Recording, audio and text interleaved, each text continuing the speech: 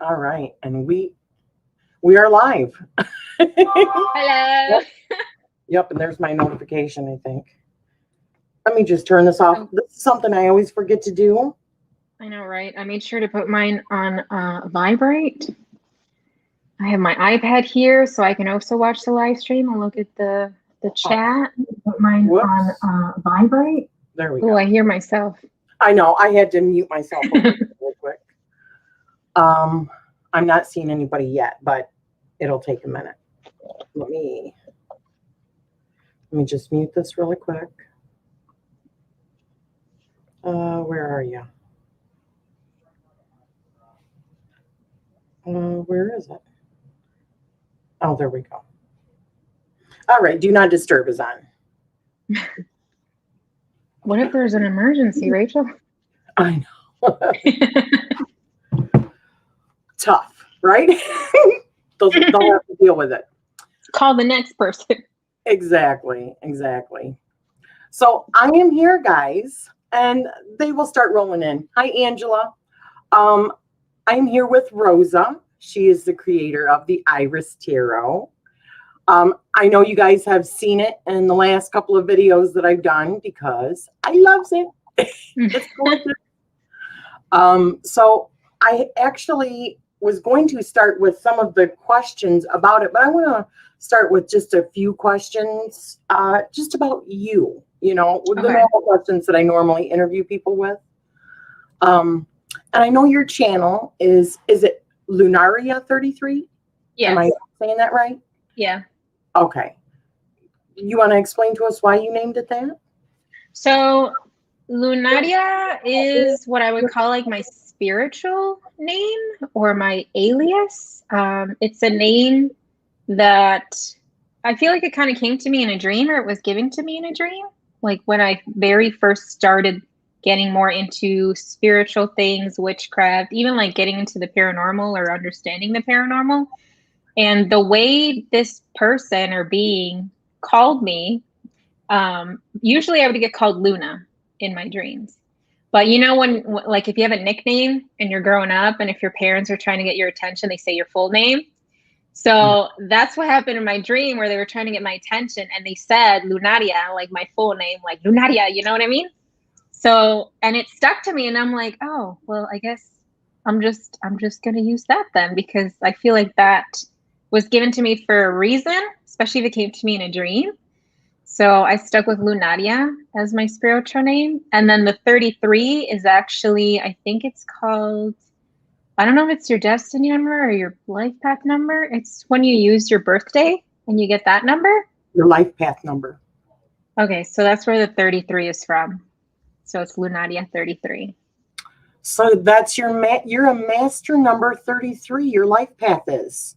Yeah, I actually have 2 master numbers associated with me. Your creator. Yeah. Whatever, right? That is really cool. That is really cool. Because I know if you do your name, that's another number, right? Is that one your destiny number? Yes, I think that's your destiny number or your expression number. There's difference. I don't remember what they are, but and I think there's some that are mixed with like your life path, your birthday, and your like initials or something. I'm not sure, but yeah, because I was like, I know one is a destiny number and one is a life path number. So my life path number is 33, right? The birthday, and the other one, the destiny number is 22. Okay. So I have 2 master numbers associated, one with my birthday, one with my name. Which is weird. That is friggin' excellent. My mom is a 22. Oh, sorry. They all know Sally, Big Mouth Sally. Oh. So sometimes when I'm asking you questions, I might be actually muting myself. So everyone doesn't have to hear, or, it wakes up everyone else's animals. Yeah. So that is excellent. And the fact that they're calling you Lunaria, that is really cool. I wonder if that's like a past life, maybe? I don't know. Because I even tried like Googling it, and all I found was the flower Lunaria and what the flower means. So I was like, okay, but It's I think it's a flower based out of the UK, and it symbolized honesty. And I'm like, well, that makes sense because I'm pretty honest, like sometimes brutally honest. And I think that's why a lot of people trust me because they're like, you're not biased, so I'm gonna go to you for advice because you're just gonna tell me how it is. I'm like, yes. Exactly. I have mad respect for that. I might not like what I hear all the time, but I have mad respect for that because you know where you stand with somebody always, right? There's no playing games. Yeah. I likes that. So rather than labeling your spiritual path, do you want to tell us a little bit about your spiritual path? So my spiritual path, I feel like it's not, what's the word? I don't think there's like an actual label for it because I take a little bit of everything that I've learned as I grew up. I mean, I do see myself as being like a witch, but not a particular witch, if that makes sense. So it's very open and free. It's not very strict or consumed with like certain rules, if that makes any sense. Yeah. So it's just very going with the flow and whatever I feel is right. Do you feel like you were, well, not do you feel like, were you raised in the path that you are? Or did you veer off from your family? I was not raised in this path. Actually, it was quite a journey following my own path for once. I actually was raised Catholic. My parents were really strict. My parents are Mexican. I'm Mexican, Mexicana too. My parents came like straight from Mexico, so they're very, very strict over there, especially with females or with their daughters. They're very, very Catholic. So, but even like as I was a kid, I always questioned, things with Catholicism or religions in general. Not to like bash them, but just to understand how it can make sense for me or how it can make sense for other people, And obviously, my parents didn't like that. So I just followed their rules until I was able to leave. Wow. Yeah. I still secretly studied though, the things that I was interested in. So now do your parents know that your spirituality is different than theirs? Do they realize that now, and do they support you in that? My mom does. She's gotten more acceptive of how I am and what I choose to do when it comes to like my faith and my beliefs. I've also pushed her to like learn a bit more about it, or learn a bit about anything really before you start, judging it. So I had asked her like, or I would try to explain to her certain things, like for example, the pentagram. A lot of people, that don't know about it, be like, oh, that's evil and blah, blah, blah, blah. And I'm like, it isn't. It's a sign of protection, among other things. So I had told her, like, you should read about it so you can understand before you start judging. And she started to. So now she's very accepting of it. My father never was, unfortunately. Even, the day that he passed, he still never really was. But my mom, she became accepting of it. So now she's chill about everything. Cool. That is progress. Definitely. Exactly. Yeah. She actually also now has a pentagram at her house on the door. So anytime somebody comes in, she sees it as like, oh, well, you've been cleansed, so you can come in. You're welcome. So I thought that was pretty cool. When I first saw it, I was like, hey. Wow. I do want to mention, I think that this deck, even more so, maybe it's just because of the colors, but it feels really heavy in the elements. So do you connect more with one particular element? I've always connected more with the water. Water would be my first, and then second would be earth, which is funny because I am a water sign. I'm a Cancer. And my other signs, I'm not too familiar with astrology, but I know we have a sun, moon, rising. Yeah, there you go. Is that I think that's the King of Cups. Yeah, that's the King. Yeah. But so I'm a Cancer. I was born July 2nd, but my other signs, which I forget what you would call them, are both Taurus. So I'm a Cancer, Taurus, Taurus. So like your rising sign and your moon sign? I think so. I'm not sure which is which. All I know is I'm a Cancer and the other ones are Taurus, Taurus. Wow. So earth and water. Yeah. All right. Well, that's one of the questions that I normally ask, but I could tell when I was looking at this. And even with all of the spreads, or not the spreads, but the tarot cloths that you just did an unboxing for on your channel. Oh, yeah. They are so gorgeous. I mean, the colors are so vibrant. And that's I was also so happy when I saw it. Right? Yeah. So everyone, the links to her Kickstarter campaign are down below. Please click on that to go check it out. Let's see. Do you have a favorite season of the year? Even though I'm a summer baby, born in the summer, I think I prefer winter. Winter and then fall. Well, they're kind of neck and neck, but mainly those two. And oh my gosh, Chicago is so cold in the wintertime too. Yup. Wow. Yeah. I mean, so cold that sometimes when you go out, your nose air freezes. Oh man. The other time, this past winter, I don't know how my eyelashes got water in them. I think because, we had to wear the masks now, but the condensation of when you breathe, I think went up to my eyelashes and my eyelashes froze. I was like, what is this? It's not snowing. Oh my gosh. It was so weird. Wow. That's funny. Do you use other divination besides tarot? I do. I use a magnetic pendulum. Here, let's see if I can show you. Because I have, this is a magnetic, ooh, it's moving. I use a magnetic pendulum because I can't do the ones that you normally hold, since I have an issue with like my nerves and my hand would be moving, which I would see like that'd be a false reading. So I just use the magnetic one. I also do, of course, oracle cards too. That's another thing I use. I don't know what it's actually called, but it's when you use a book, you turn the pages without looking. Yeah, there you go. That one. I was like, I lost the word. What is it? That I do bibliomancy. I've done, I believe it's like smoke scrying. When you try to see things in the smoke.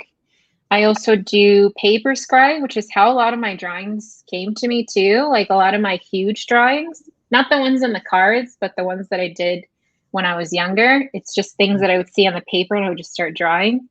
They wouldn't make sense to a lot of people, but it makes sense to me, What else do I do? I actually use a lot of paranormal technology for some of the readings that I do with tarot too. So I have a lot of those. I have crystals. Do you mean like the ghost apps and stuff like that? Is that not the apps on the phone. I actually have like, here, let's see if I can reach it. 1 second. We'll do a show and tell. Woohoo! Oh Lord, I'm moving everywhere. I have, this is an EMF reader that reads energy around you, right? If it starts lighting up or beeping, that means like there's some sort of energy that's near. You can also use this to detect like actual energy within the house. So there's that. It's funny, they have apps for that now, also on phones, but I don't know how accurate they are. I don't think they are because your phone doesn't have the actual technology built to read energy. I think the apps on the phone give false readings. Oh, okay. Because your phone's not meant to do that, if that makes any sense. But I mean, that's how they sell the apps. So that's why I don't use the apps. I go with the actual like equipment. The other thing I use, detector. Yeah, this one I think is the cheapest one I have. I got it on Amazon. I think it was like $20-something. But they go high though. Cool.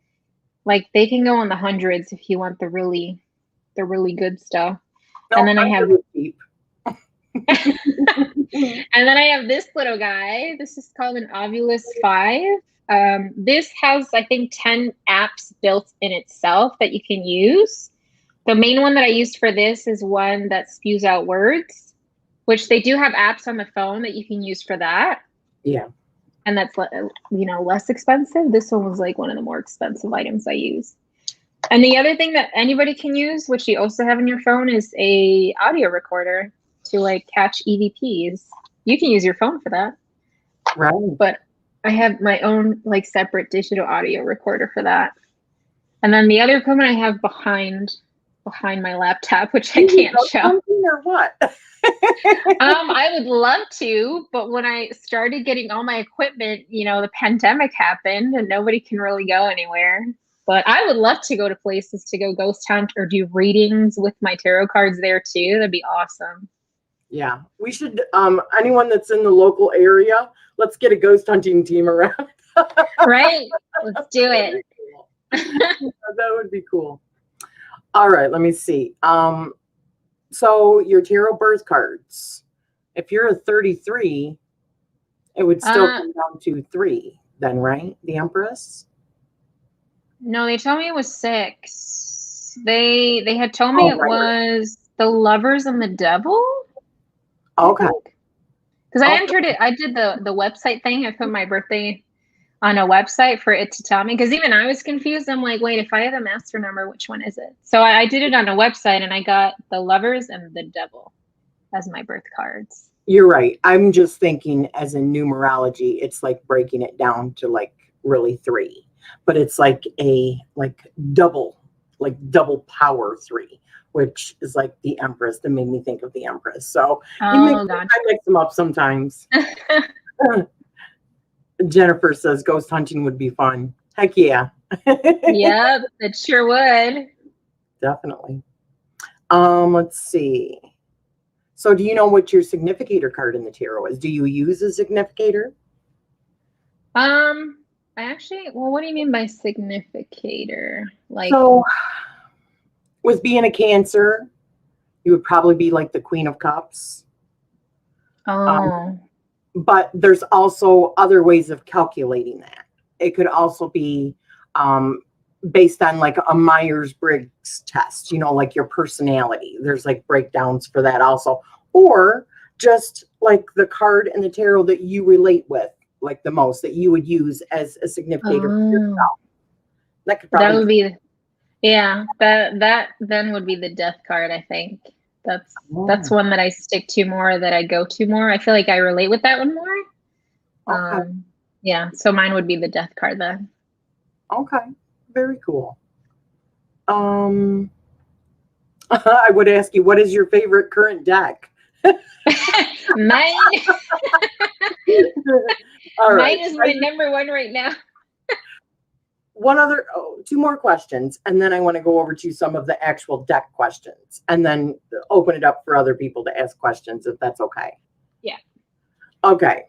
So, do you have any, not affiliations, but how do I say this?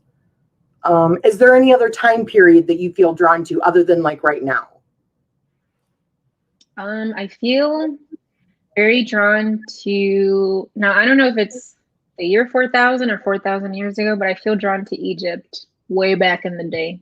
Like I've seen myself when they build one of the pyramids, which I think was one of the smaller ones.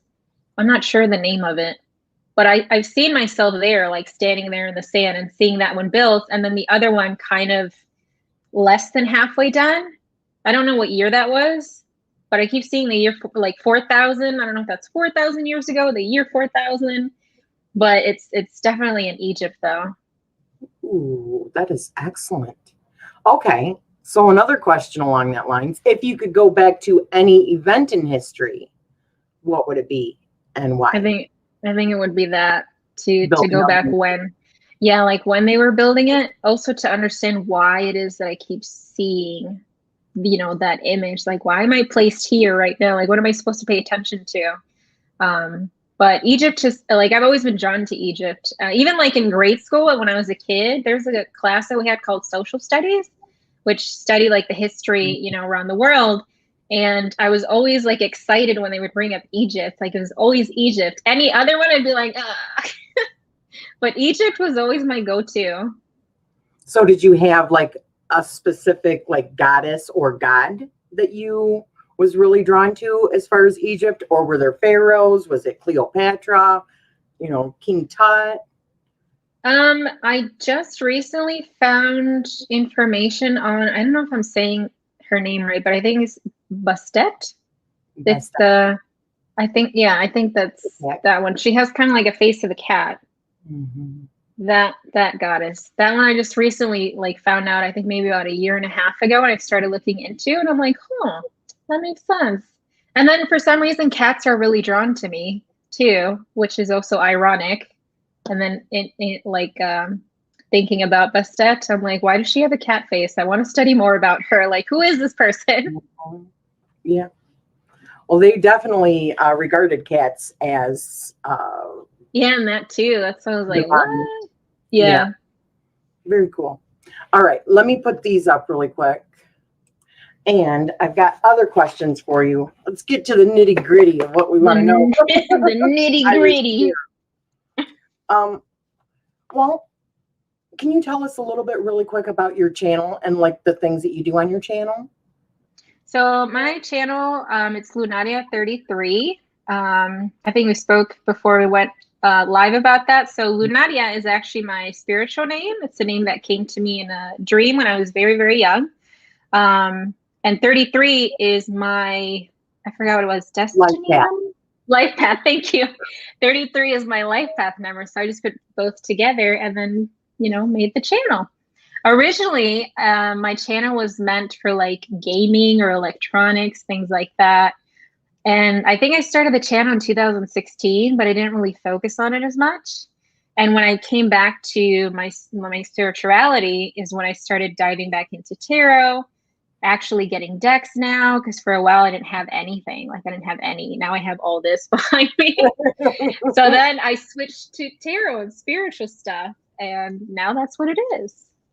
Nice. So you do walkthroughs on your channel? Do you do reviews and stuff like that? Most of the videos I have, I think, are first impressions and walkthroughs. I haven't done full-on reviews on a deck. Okay. I'm thinking about doing it, but then I'm like, well, what if I don't know if anybody would want to watch it if I have two of the same video. First impressions, and then a few months later review. You know what I mean? So how long have you been a tarot reader? Well, that depends. Would you count it from the day that I first read, or would you count it from when I've been actively reading? When did you pick it up first? When did you see it? When were you influenced by it? I think I was 15, so 20 years ago. Okay. And then you started reading with it, actually reading with it, how long ago? Reading probably 3 to 4 years ago. Okay. Is when I went back into it. So you actively reading a little bit in the beginning, you just didn't pursue it, kind of thing? Yeah. Okay, gotcha. What inspired you to make the deck?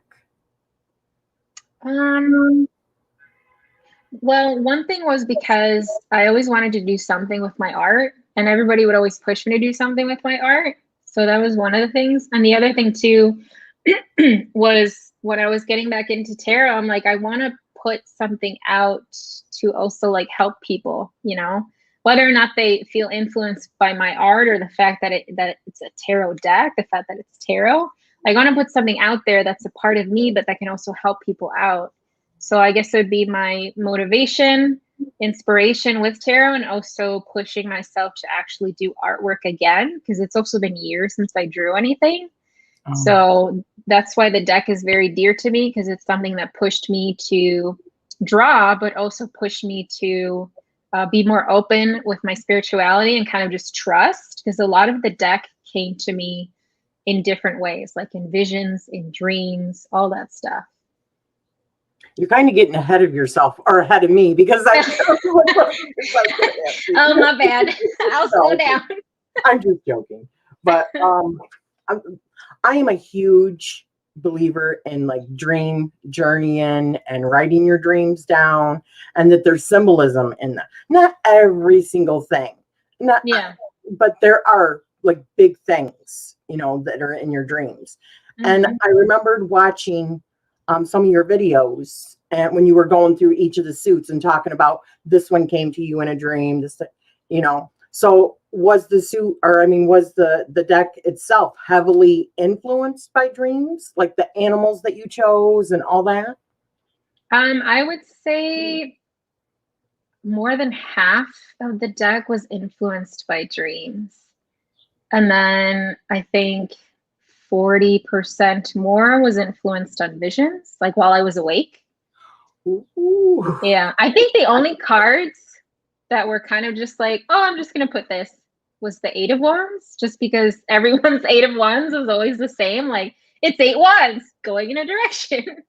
But Right. like for the most part, the rest of them were influenced by visions, like third eye visions, or even I think it's called clairaudience, when you hear. Oh, you can hear it, clairaudience, yes. Yeah, like I would be told that like a message about, via clairaudience, but most of it was via dreams, at least half of it for sure. So why do you use like purple for all of your swords? For the swords?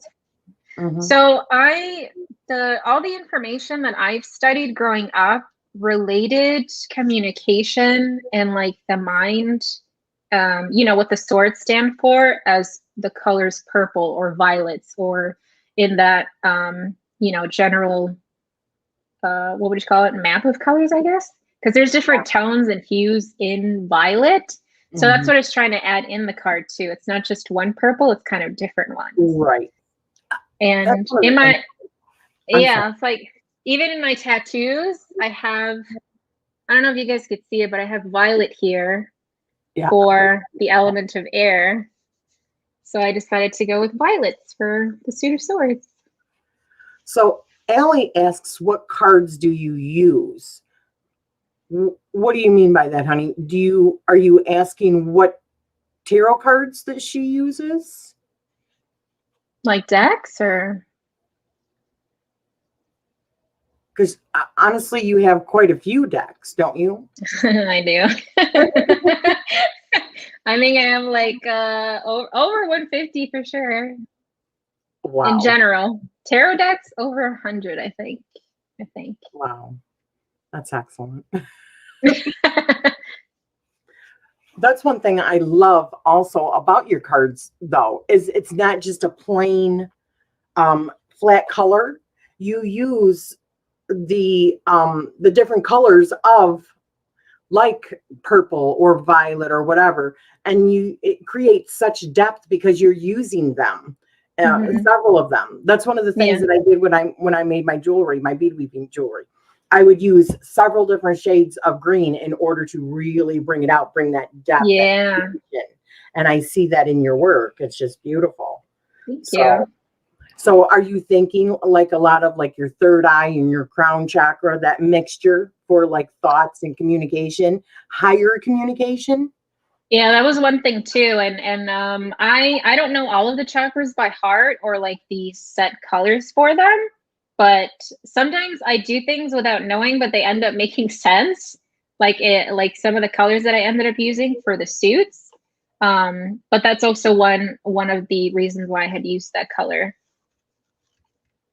Gotcha. Yeah, she says, what's your favorite deck? Allie asks. So would that be the Eyeris Tarot, which is your deck? Technically, yes. Well, my deck right now is obviously my number one because, like I said, all the the heart and soul that I put into it and all that stuff. But my number two would be the Cosmic Visions Tarot. I think you have it too, right? I do. And I even told you when I first seen this, I was like, oh my gosh, it reminds me so much of the Cosmic Visions that I just back not too long ago. Yeah. So, oh yeah. And I don't have it right there with me, but I have it right here. Oh yeah, look at the colors. So this would be my number two. If I didn't have my own deck out, then this would be my number one. But now that my deck is out, this is my number two now. Right. Very nice. Very, very nice. Let's see. So how long ago did you start working on this particular deck? I think I started my first drawing Christmas Eve 2020. So not too long ago, right? Less than a year Wow. ago is when I just sat down and I'm like, let's just do it. Let's just see where this goes. Very nice. Actually, Allie, it is on Kickstarter right now, honey, and the link is down below that you can find it on Kickstarter. So please go and check that out.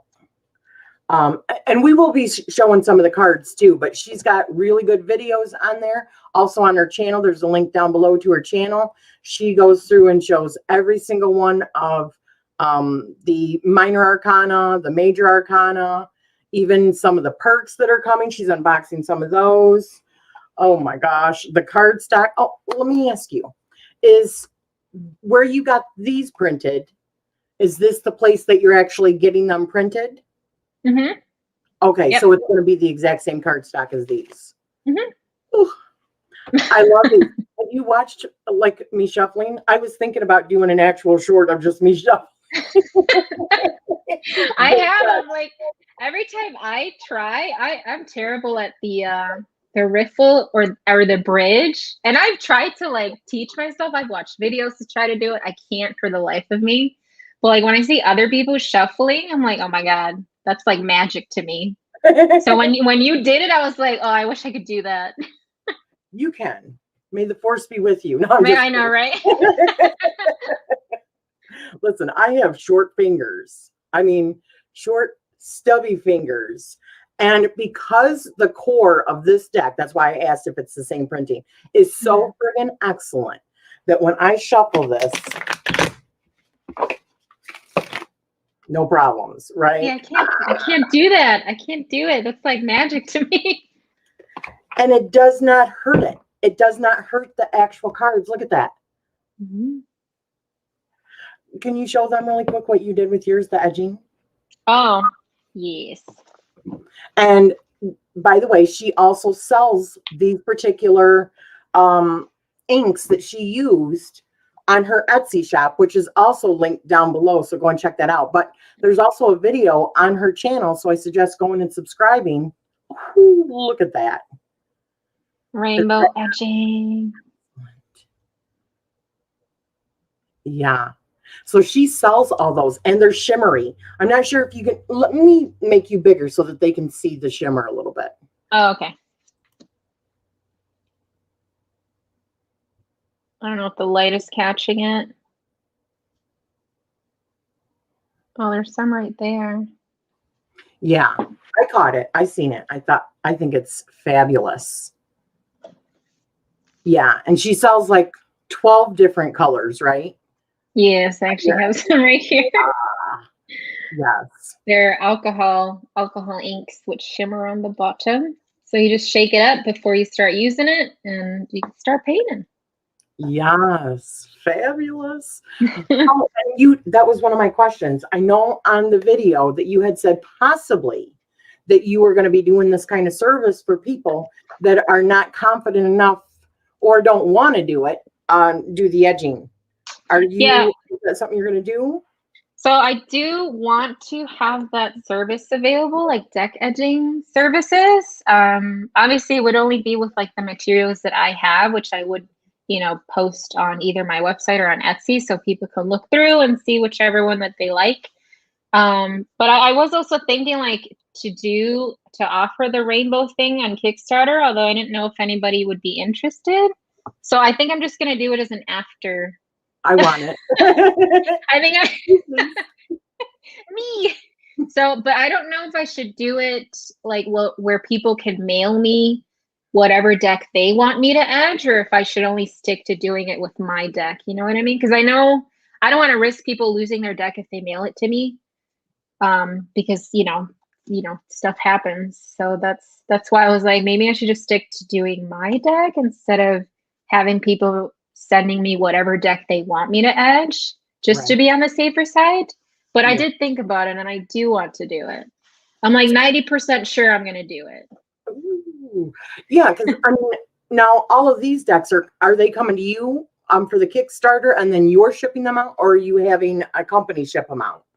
They're going to be coming to me. So everything on the Kickstarter, whatever gets unlocked or backed, is going to come to me. The companies are supposed to do their quality checks, but I'm also going to make sure, check everything is all good before it's shipped out to anybody. That's also another reason why I was like, maybe I should offer the deck edging, because they're going to come to me anyways, and I can do it before I ship it. So That's what I was it's an thinking. I idea. would pay for that service, most definitely, because that just turned out so beautiful. And Thank you. I don't have anything else that's like that. And I do know that when you were doing the video, you said that like one part of it took you like an hour. It took you like what, 4 hours altogether to do one deck? For this one took about 8 hours to do this side and this side. To do both of these sides took about 8 hours. I didn't do this side because I did this for a different video, but this obviously took less because this is smaller than this side. Right. But yeah, so roughly it's about 7 to 8 hours to do both of these ends. Plus, now on both ends of those, that's like holographic glow in the dark, also ink that you sell, right? It's not, the ink that I sell isn't glow in the dark for this one. I had used my holographic black India ink, and then what I did is I added holographic, I don't know if it'd be called pigment, but it's some sort of powder. I added that in and I mixed it up to experiment, and then I put it on here and it ended up working. So I was like, ooh, I'm gonna see if I can make an ink that's like that now. But that's what this part is. That's why it looks black right now, but if you put it under black light, then you'll be able to see it glow in the dark. That is cool. Yeah. That's very cool. So can you tell us a little bit about like the Kickstarter campaign itself? So it launched on July 31st. I put it to be live for 33 days. So I think it ends September 2nd around 10 a.m. There are 5 tiers on there, or reward.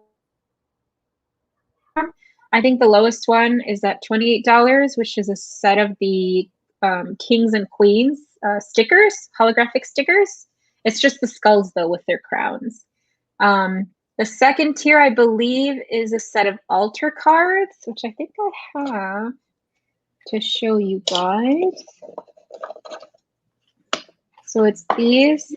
And these are kind of soft touch too. They're not rose petal, but they're soft touch. So the other tier would be altar cards.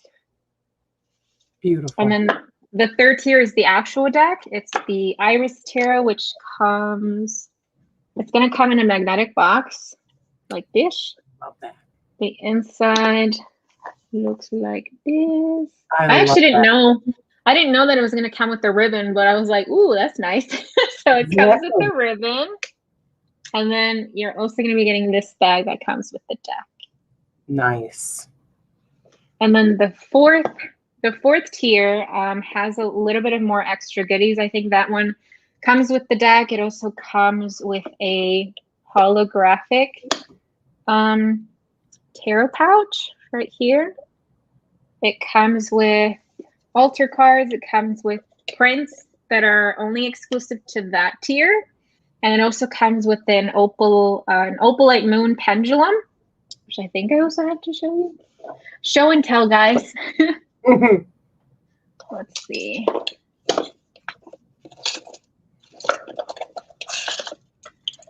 It's in here. See if I take it out for you guys. But this one is the 4th tier. Oh, and I make the little pendulum. I also wanted to have my Kickstarter be like half handmade stuff, half manufactured stuff. I didn't want everything to be like company made. I wanted to have a little touch of like handmade things. And then the highest tier comes with this treasure chest. I call it a tarot treasure chest, but it comes with this treasure chest here and a lot of extra goodies inside, like crystals. You also get a pendulum. You get the deck. You get altar skulls that I hand make as well. Are those resin or what are the skulls? The skulls, here, let me show you.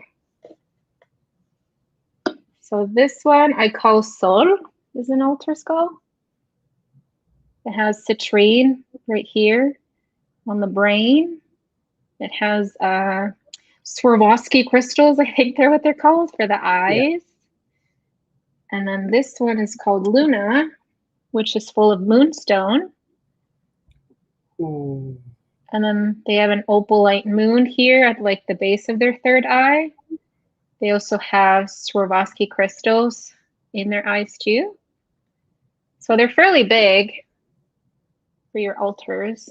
But that's what the highest tier comes with. Yeah. Very, very cool. Thank you. So what got you started into making the inks? How long have you been making the inks? The inks, I think I've been making them for 4 years, I think. As far as like why I started making them, I kind of wanted to, well, one, I love, like, I'm an artist. I get all, you know, artsy fartsy with stuff. I also like experimenting with color, with like other mediums, things like that. Seeing what I can do to like better a certain medium for how I use them. Also making them more cost efficient, because there are different alcohol inks out there that you can get from like, you know, bigger companies. They can be more expensive depending who you buy from. So another reason why I wanted to do my own is to like save money. So that's why I started doing them. Excellent. And I like that yours are all like, well, not, I don't know if all of them are, but the 12 that you sell on there, I seen they're like all shimmery. So is it like glitter that's in all of the inks as well? So that like the final thing that you put on there? It's like a shimmer powder that's in there. I think they call it mica or mica. Yeah. Mica. Okay. All there right. you go. Very cool. I actually have some mica powder. I used to do polymer clay, so I would put it on the clay and then put it in. Oh, me too. Yeah. Oh, okay. Cool. Or even resin. Well, that's what the skulls are. They're resin art. The altar skulls. Yeah. Very cool. Let's see. Oh, I already asked that. Do you have a favorite? Oh, do you have a favorite tarot card in your deck? I do. One of them is because of how the art came out, and then another one is because of its meaning to me. So I will show you both of them. Okay. So I have Temperance is my favorite because of how it came out. That is beautiful. Like, it's one of my favorite ones, just because of like how the colors ended up being, and the artwork in there, and my little eyeball cups. And then the other one. Sorry, go ahead. Oh, sorry. And the other one that's my favorite is because of what it means to me, which is the Sol card, which means sun. It's very connected to my mother. She also loves sunflowers. Sol is her nickname, which means sun. So that's why this one is also my favorite. I love that one. I'm looking for it right now. You probably already have it in front of you, but one of the things that made me want this deck as soon as I seen it, I was like, oh, like, really? Is the Chariot card, which is, and it just came up. The two-headed snake? Yeah, why?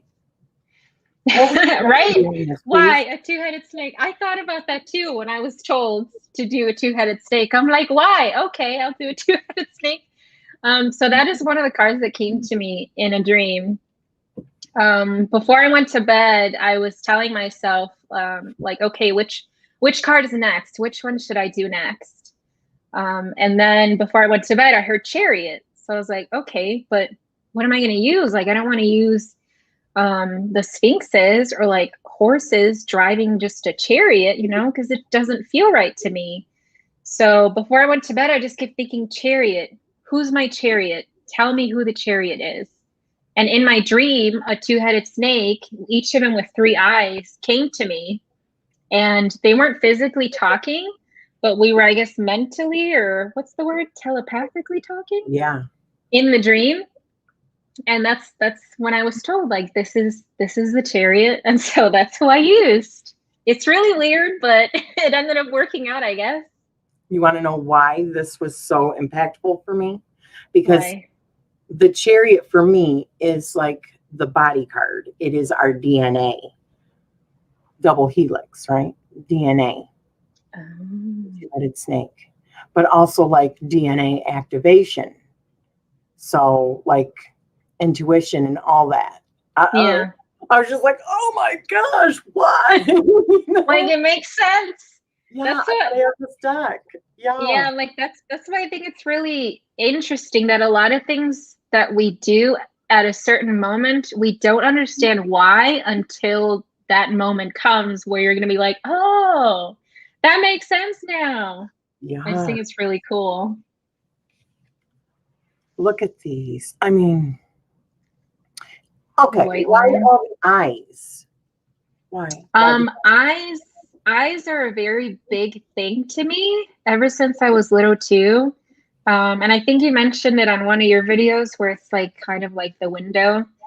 I do see it as that. I see it as like the window within, but also the window outside. So it's kind of like whatever you're looking at, you know, you guys personally from your own eyes is your world, right? However you see it, that's your world. But then you also have your own world within you, right? So it's the portal or a window from within and outside. So that's how I see eyes at. But the other thing that I think about eyes is like literally our iris. I don't know if you guys have ever put a light in your eye and have looked at your color, but it looks like a little, it looks like a little galaxy or a world, which is also another thing that I connect. Like that's your world, that's your map right there. So I can go on and on about eyeballs, but they're just really meaningful. I mean, seriously, also, it is the tool to be used with your intuition. The third eye, right? Yeah, that's the other thing too. It's like not just your physical eye, but your other eye. Exactly. I was just like, oh my gosh. Yes. Okay, so now another one. What is up with the tower? Why the fire snakes, you called them, or fire serpents, right? Yeah, so that one, that's actually from one of my very, very old drawings that I did. I think I was in high school when I did that drawing, which is actually from a set. But for the tower, it's for that one, I really thought about like the Aztecs back in the day, how their pyramids were, and also the practices that they did. I saw a lot of fire too involved regarding their pyramids, or a lot of passion with like the practices that they did too, but also a lot of fear because of what they did. I don't know if some of you guys are aware of some of the things that they would do is sacrificial, sacrificing people, or even how they would do it is sometimes they would cut their heads off. Their heads would roll down their tower or the pyramid. They would also, I think they would also use their enemies' heads for soccer. I think that's where soccer came from. Are you kidding me? I think so. But their way of playing soccer was really interesting. They would use their hips. They wouldn't use their feet or their legs. They would hit it with their hips. I think. Don't quote me on it. But one of the reasons why I used that one is because I thought of like Aztec. I thought of like pyramids. I also thought about, the certain practices that they would do, which would be kind of frightening if you didn't understand it, obviously. But that's just what I kept seeing when I was looking through my artwork too. I'm like, this one makes me think of the tower because of the passion and also fear that's behind it. And the fact that, if you're going to get sacrificed, when it happens in an instant. It's not going to be slow. At least I hope not. But so that's why I chose that one for the tower. And also, this guy's like looking at me. Oh, the devil. That one was freaky. That one was freaky. That one came to me in a dream too. Wow. And that one, I think that one was my last major card that I did. That one took forever though, because unfortunately I had to be in the energy of not of the devil themselves, but I had to be in that sort of like low vibration energy to be able to see what my devil is. When I would see them before, they would always be a shadow, but I didn't want to use a shadow for the card because one, it'd just be like there'd be nothing there for anybody to look at. So, and then I kept wondering, like, why can't I see the devil? Like, why can't I see my devil for the deck yet? It was always just a shadow. I just saw their hands, but I always wanted to see who that was. And it wasn't until I was in that low vibrational energy that the devil came out of the shadow. And so I was able to come up with the card. This is like sparkly. This card is like sparkly. Is it? That's me. The devil card? Yeah. Interesting. Yeah, there's like sparkles on it. I don't think I've had any glitter. I wonder if it's, maybe I've had glitter on my hands. I think that's genius even about the shadow though. That is like what the devil is what you're like, facing your shadow, whatever that may be. Yeah. Right? Mm-hmm. Which is interesting that you say that, because I literally faced that shadow when I came out of the shadow. Yeah. Exactly. And I like that he's holding like the strings to the two different hearts. Mm-hmm. Something else that I forgot to mention also here, which you do on yours, but also in my work, my walkthrough and first impression, is that you also have like the astrological and elemental associations on all of the major arcana cards too. So for anybody that's trying to also learn astrology along with their tarot, you provide that in the major arcana. Yeah, that's one of the reasons why I did it. I was like, this having those in there would help people out, especially the ones that want to learn. So that's why I decided to put those in there too. And why the skulls for all the quartz? Is there a reason behind that? So one of the main reasons was I didn't see them associated to like fantasy creatures or real life creatures like animals. So I was like, all right, well, they're going to be humans then, right? They're going to be us. But I suck at drawing humans. I'm not really good at drawing, what we look like on the outside. So I ended up sticking with what we look like on the inside, being our bones. So I went with the pages being the hands, because I thought of like a child reaching out for something, which in the court cards, you see them reaching out for like the suit that the card is associated with. So it's kind of like they're reaching out for knowledge. They're like, ooh, what is this? So that's why I chose the hands for the pages. For the knights, you see them kind of on the side, because I felt like, how am I going to show movement like this knight is moving? And if somebody's running, you're seeing them from this way, right? Because they're running that way, unless they're running towards you. But so that's why I chose the knights with the side view. And I also wanted to incorporate the wing attached to their head by a rose to also show movement. Like, they're moving fast. And then with the kings and queens, I chose them as a skull looking at you, to give you their attention, as you're asking them for wisdom or as they're trying to give you wisdom. So I chose them straight looking at us. But that's why I went with skulls or skeletal figures for the court cards, is one, because I suck at drawing people. And I also didn't see them as like fantasy or reality like creatures or animals. The other beautiful thing about how that worked out also is they're not gender, right? Yeah. Anybody can have the queen energy. Anybody can have the king energy, and vice versa. Yeah. It's not limited to a gender. I love that about it. The other thing too is it's not limited to, like I said, what's on the outside. It doesn't matter if your color or your race, because we're all technically the same on the inside. Exactly.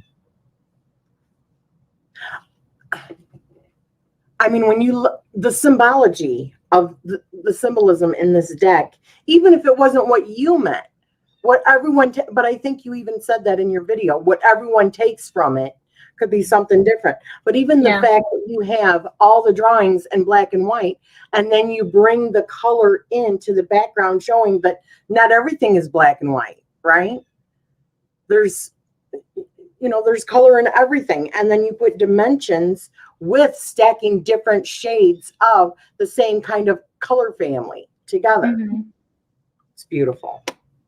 It's so heavily elemental to me. It feels heavily elemental. It's just beautiful. I love it. And I am not one usually for animal decks, I will tell you. And this one, as soon as I see it, I'm like, oh, I gotta have it. Oh my God.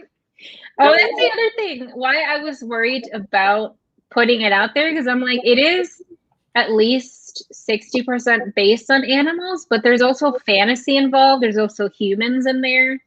So it's a mixture. So I'm like, is anybody gonna understand what I meant when I was drawing these things? Exactly. Yeah, so This is a mixture of that, right? yeah. That's so I was like, this doesn't make sense. Is anybody else gonna understand it? While I was going through the drawings before or after I finished everything, I noticed that I'm like, it's not one thing, it's a mixture of everything. So I felt kind of worried about that, of how people would accept it, because it has a little bit of everything. It has animals, it has people, but it also has a touch of fantasy. So I don't know if it'd be an animal deck. I guess I would see it as like a hybrid deck, because it's a mixture. Good. I love that. Yeah. This to me is screaming like Kundalini Awakening. The World card. Like That's also one of my old drawings for that one. Wow. It's beautiful. I love it. Thank you. Let me see. What else do we have here? What other artists have inspired you along the way? Is there any other artists that inspired you as far as like your type of art that you do? The way that I draw, not necessarily. I feel like a lot of my art, people have told me like, oh, you should do tattoos. It's mainly like, related to tattoos, the way I would draw. But before I started drawing, some of the artists that I would look at, one of them was the artist who did the Cosmic Visions Tarot. I don't know the artist of, I forgot the name of it. It's from Taroteca Studios. They have 2 decks. Oh, the Dark Mansions? That one, and then the other one that they came out with. I'm not sure who those artists are, The but newest one that just came out, you mean? Yeah, I think it's called Elemental Wisdom Tarot, Okay. I think is what it's called. But those decks and the Cosmic Visions, I had taken all of them out, and I started looking at like each of the sun cards, each of the page cards, to see like, okay, well, why do I like these? Why do I like this art? What can I take from them as inspiration before I even start working on mine? So I would say those artists were motivating me, or I got inspiration from too. Gotcha. So do you feel like any of this was channeled to you? Do you feel like it was channeled like in your dreams and stuff? Yeah, I think at least 90% of the deck was channeled through different ways, like dreams, clairvoyancy, clairaudience, a whole bunch of different ways. When you say clairaudience, do you mean, are you actually hearing a voice outside of yourself giving you like little hints and stuff like that? Or are you hearing a voice in your head or your own voice? I hear it inside, but I don't hear my voice. But it's always like a feminine voice, but it's not my voice, if that makes any sense. So some of the decisions that I've made, for example, I think it's the 9 of Wands. It's a little baby cheetah with like the, what is it called? Like the wrap on its eye, kind of like it was beat up or something. Bandage. Yeah. So with that one, I was thinking cheetah, right? I felt cheetah, but usually we see more like adult animals in animal decks. And I was like, I don't feel an animal. And then I heard baby. Baby. So I'm like, oh, okay, so baby cheetah. So I went with the little cheetah instead of like an adult cheetah with that one. Wow. I love elephants too. Oh my gosh, this one.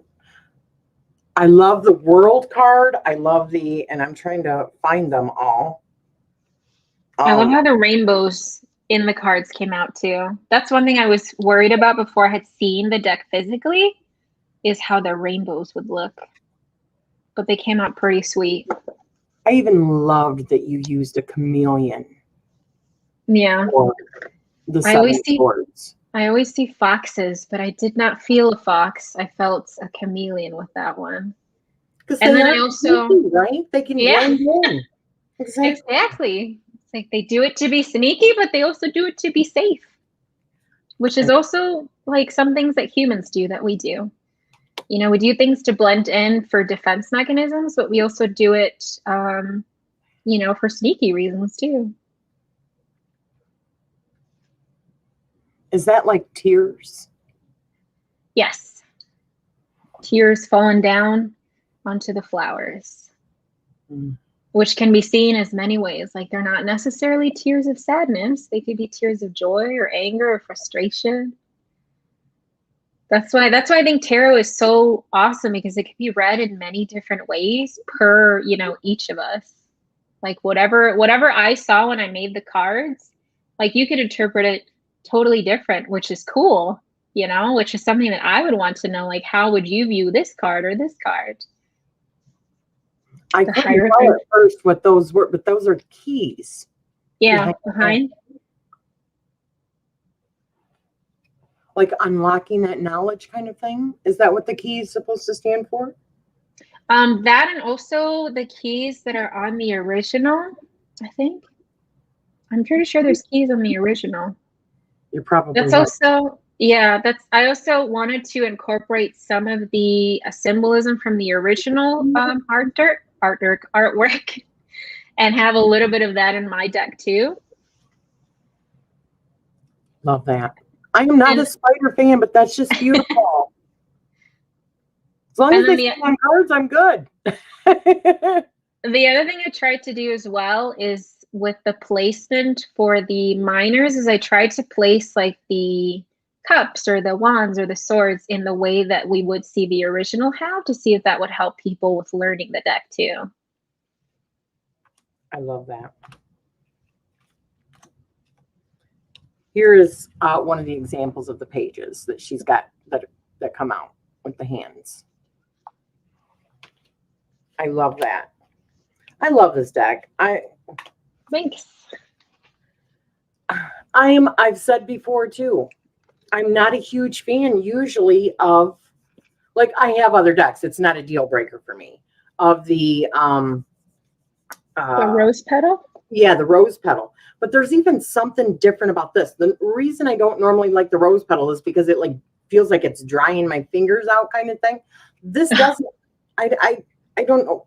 I don't know why. Maybe a different kind of rose petal or what. I'm not sure, but yeah, I've noticed that too, because I have the Taroteka decks. Those are rose petal, and I know it's like this feels different than this one, and other decks that I have that are rose petal. And they don't clump. This does not really clump together like a lot of yours. And I know that you had said something about that. You got to like shuffle it for a while. After you've used it for a while, then it stops doing that. This really didn't do that to me at all. Yeah, I know that's one thing that people that don't like the rose petal finish because of that, because like they stick. But for me, from what I found, even with like the other decks that I have that same finish, the more you shuffle or work with it, the less it's going to stick, if that makes sense. Well, that could explain why, because I'm like shuffling this deck all the time because I actually can. It's regular size, like a regular Rider-Waite-Smith, basic size. And this is thick, though. These are thick cards. Mm-hmm. I think it's 385, almost 400. Per the printer, they said it was about 395. 385 to 395. So I was like, all right, I'll just say 385. It's not 400, but it's close. I love that it just goes back. I mean, the core in these is so good, but so flexible. That's the problem. I just seen a video. I think it was Papa Squirrel. He was talking about one of the things that he doesn't like with the decks is when you're trying to make your quality of your cards so good that you can't even hardly shuffle them or use them. They're either too stiff or whatever. That's a problem. You're like overdoing it.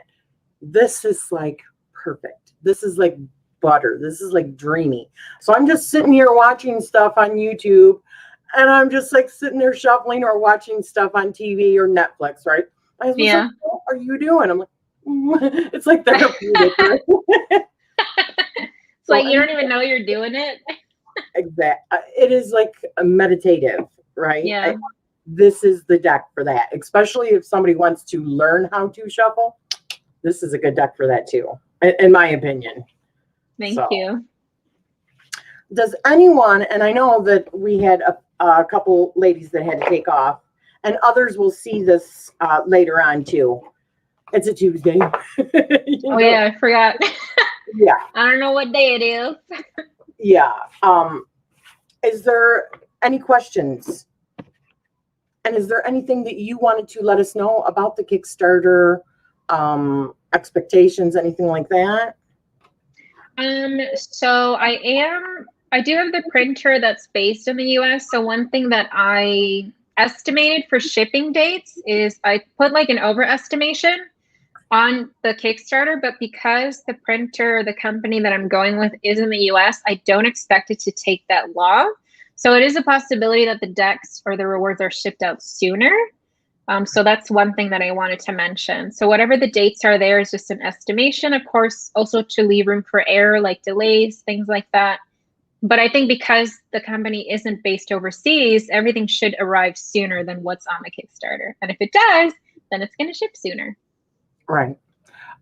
So when people are looking at a lot of your Kickstarters that seem to go a lot quicker, based on that, it's just that this is your first one for one. So you didn't know, you wanted to overestimate, but also because it is in America, in the United States, where you're getting this printed, not in another country. So yeah, I love that bit as well. So it's all brand new area, right? Yeah. It's a learning curve. Very interesting learning curve. Hi, sweetie. Exactly. Did you have like any obstacles while you were making this? Or did it just like come like really fast? Do you feel like it came out? Honestly, I feel like if anybody who's watching is thinking about doing their own deck, I feel like the only obstacle may be yourself, like your own self-doubt of, doing it. And if you are going to do it, just do it. One thing that I would also mention is don't force yourself. If you're drawing it, for example, don't force yourself to draw something just to hit a certain date. Take your time. However the information comes in, then let it flow. If it doesn't, then that means you have to rest and don't push it. So that's some things that I would just like to let people know if they want to do their own deck. I love that. And something also that we had talked about beforehand, that you had said that you're going to be offering on your channel after this whole process goes, is like telling people about the process and, giving them like an inside scoop kind of thing about going through like Kickstarter and all that, right? For people. Yes. So once I'm done with the Kickstarter, hopefully we get funded, but even if we don't, I still want to bring out videos for people who want to go through this and like do their own Kickstarter. I think the other one is Indiegogo. Yeah. But I'm more familiar with Kickstarter because that's where I've backed decks too. So the videos that I would like to do is kind of releasing information for people who want to do their own deck, but they're afraid, they don't know how it works and all that stuff. So I'm thinking about having like a playlist for that to give people information and kind of walk them through the process because it is a big process. Yeah. And this being my first one, I also took in a lot of information, which is what I want to do to share with other people too. So if somebody asks you, because I know this is another thing that's kind of in the community, and well, it can be about pricing and stuff like that, that it's like more expensive for somebody that is an indie deck. To help people understand just a little bit more why it has to be a little bit more expensive. So with indie decks, it means, well, I know most of you guys know that indie deck means an independent creator, right? So in this case, me being an indie deck creator, it means I'm doing everything. I'm not a big company. So because an indie deck is more expensive, is simply that it's not mass market, it's not mass produced. We can only make so many of the decks. If you make, for example, 20,000, like the big companies, they could sell them for like $15, right? Or even $10. But because we're just a little tiny, we're just one person usually, everything comes either out of our pockets or out of our minds to create everything. And we can only order so many. And we're doing all the work ourselves too, with researching and all that stuff. So it's just a lot more that goes into it being one person or even a small group coming out with an indie deck instead of a big company that can, hire other people to do it. And I think that's one reason why indie decks are just a little bit more expensive, is because of, all the work that goes into it being either one person or a small company versus a big company that can get more decks to sell. So like even going through Kickstarter takes a certain fee also, correct? Yeah. And then you're using another company for that helps with like the payment processing and stuff like that. You get charged for that as well, correct? Yeah. I mean, like every step, there's fees involved. Yeah, exactly. That too. That's, I'm like, I don't know how the big companies do it, but I know being a little company, when we try to go through other sources like Kickstarter, they do obviously have to make money too. So they take a fee out of, the campaigns. Right. Okay. I just wanted people to understand, and probably the majority of people do understand that. But I just wanted people to understand when you go and look at the difference between the price of, a mass market item and an indie item. Well, there's a huge difference. And, a lot of your mass produced decks, a mass company, they might also own the printing company. They might own the shipping company because that is part of their business. So that would be smarter. So of course they can do cheaper rates and, mass rates and stuff like that. And that's why we come to the table in order to help other artists, help them see their babies come to fruition. So, and do you see this as your baby? My baby, this is my first baby, yes. Hi there. Hi. So does anyone have any questions for Rosa? I think I've pretty much asked everything that I have here. Oh yeah, you did talk a little bit about like the other things that you do, like the stickers, the art prints, other related things that are going to be unlocked or are part of like different tiers, right? But do you afterwards you're also going to be selling on your Etsy shop? So I am going to be selling the tarot cloths, the 4 tarot cloths. Well, it's technically 5, depending on the stretch goals that get unlocked. So it's the 4 suit tarot cloths, or the 4 element tarot cloths, right? The swords, cups, wands, and I'm blanking out, pentacles. So there's those 4, and then there's the main one that goes with the deck, the Eyeris Tarot cloth. So those I will plan on selling on my Etsy too, as like their own thing in case somebody just wants to buy the cloth and that's it. And then there's going to be also stickers available, holographic stickers, as well as the art prints. And I think the altar cards too. Okay. And some of the decks for people in like the European Union? Yes, correct. So the reason why I had put on the Kickstarter for those in the European Union to not back it on there is because I'm going to be selling, or I want to do pre-orders for them in Etsy, because Etsy takes care of the new like VAT taxes and all of those requirements that I think just changed. I don't know if it changed in June or January. I don't remember. Recently. Yeah, so it's a whole different process when it comes to shipping to the European Union now, which makes it difficult for us to do it ourselves, because we have to register for like a tax number and some weird ID.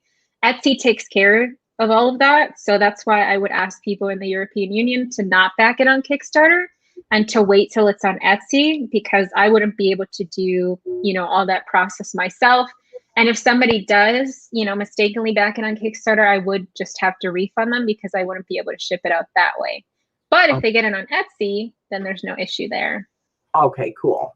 All right. So does anyone have any questions before we wrap this up? Rosa, this has been awesome. I love the deck. Thank you. I do think it's going to go. It's already doing really well. There's 29 days left. For those latecomers, all the links are down below. There's a link to Rosa's channel, a link to the Kickstarter, a link to her Etsy shop where she also, you want to show your deck really quick again, honey? Oh. Where she sells like the inks that you can use. Beautiful. I loves it. I love rainbows. Yes. It takes a minute. I know you said that you've not used StreamYard before. They're not really at the same time as we are. There's like a delay. So it takes a second for them. Oh, yeah. Yeah. I think there's usually like a 15 to 30-second delay, I believe. Yeah. Depending on how bad the internet is too. So. Yeah, that's it. Sometimes we'll do the lives and then you'll get a remark from like, oh, I don't know, 30 minutes ago. You know, and we're like, oh, okay. Yeah, they were talking about that. Yeah. So, all right. Well, it doesn't look like, I think that they've caught up. It doesn't look like we have any other questions. So thank you so much for joining me. Thank you for having me. My pleasure. I want to get this. I know it's not, I told you, I know it's not my baby, but I really want to see this baby come to fruition, right? Yeah. But I've got mine anyways. I know, right? I got mine too. Exactly. So thank you everyone for showing up today. And we hope you have a wonderful rest of your week. And I hope you go and check out Rosa's, the Eyeris Tarot, and help me to help her back this. So thank you guys. Thanks for watching, everyone. Bye-bye.